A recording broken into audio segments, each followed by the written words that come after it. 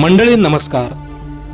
आजकालच्या जमान्यात माणुसकी आहे की नाही हा एक खूप मोठा प्रश्न उपस्थित होत आहे। ज्या ठिकाणी रक्ताचे नाते रक्ताला राहिले नाहीत तर परक्यांचं काय मनावर घेऊन बसायचं, असाच काहीसा प्रकार या ठिकाणी घडला आहे। आईने जगाचा निरोप घेतला आणि बापाने हात वर केले आणि पाठीशी कोणीही नसणारा 7 वर्षाचा अर्पित स्तब्ध उभा राहून या निर्दयी जगाकडे पाहू लागला। काय घडले नेमकं पाहूयात। अर्पित वय अवघे 7 वर्षे। ज्या वयात मुलांच्या हातात खेळणी असतात, आईचा पदर आणि बाबांचा हात असतो, त्याच वयात 7 वर्षाच्या चिमुरड्या अर्पितच्या नशिबाने अत्यंत क्रूर वळण घेतलं होतं। आई वडिलांच्या घटस्फोटानंतर अर्पितचं जग उद्ध्वस्तच झालं होतं, पण त्याच्यावर आलेली खरी आपत्ती अजून बाकी होती। त्याची आई त्याला सोबत घेऊन लुधियानाहून गोंडा येथे येण्यासाठी निघाली।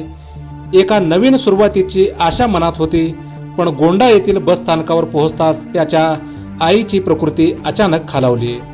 तिला तातडीने जिल्हा रुग्णालयात दाखल करण्यात आले। अर्पित आपल्या लहानशा हातांनी आईचा हात पकडून रुग्णालयाच्या खाटेपाशी बसून राहिला। 4 दिवस मृत्यूशी झुंज दिल्यानंतर शेवटी त्या माऊलीने जगाचा निरोप घेतला। अर्पितच्या डोक्यावरील आईचं छत्र कायमचं हरपलं। आई गेल्यानंतर या 7 वर्षाच्या निष्पाप मुलाने धीर धरला। शेजारी राहणाऱ्यांच्या मदतीने त्याने आपल्या नातेवाईकांना फोन लावले आणि रडत रडत सांगितलं, माझी आई आता या जगात नाही, कोणीतरी या। पण इथूनच नात्यामधील क्रूरता आणि स्वार्थीपणा सुरू झाला। घटस्फोटानंतर अर्पितच्या आईशी संबंध तोडलेल्या नातेवाईकांना तिच्या मृतदेहाची जबाबदारी नको होती। एका मागून एक सर्व नातेवाईकांनी तोंड फिरवलं। आईचा मृतदेह स्वीकारायला, तिचं शेवटचं तोंड बघायलाही हक्काचं असं कोणीच पुढे आलं नाही।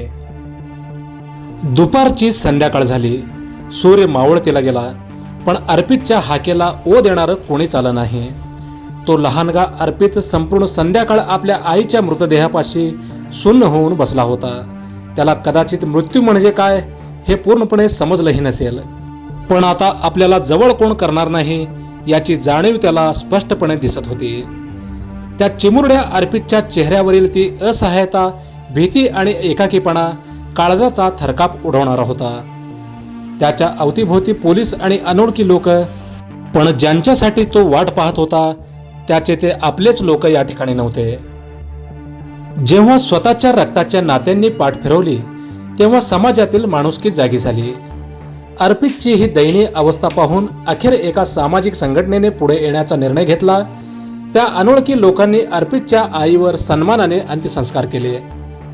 अर्पितची आई पंचत्वात विलीन झाली, पण तो 7 वर्षाचा अर्पित आजही एकाच प्रश्नाचे उत्तर शोधत आहे की यात माझा काय गुन्हा होता आणि माझे म्हणवणारे माझे आपले लोक कुठे गेले। ही सत्य घटना आपल्याला विचार करायला लावते की नात्यामधील कटुता इतकी टोकाची असू शकते का, की एका मृत व्यक्तीला आणि अनाथ झालेल्या मुलाला देखील लोक स्वतःच्या स्वार्थासाठी वाऱ्यावर सोडून देतात। मित्रांनो, अर्पितच्या बापाला शिक्षा झाली पाहिजे असे तुम्हाला वाटते का? कमेंट बॉक्समध्ये नक्की कळवा। मोजक्या, निवडक आणि महत्त्वपूर्ण बातम्या पाहण्यासाठी सबस्क्राईब करा हेलो सोलापूर न्यूज चॅनल। आपण ही जर बातमी इंस्टाग्राम किंवा फेसबुकवर पाहत असाल तर पेजला फॉलो करायला विसरू नका। धन्यवाद।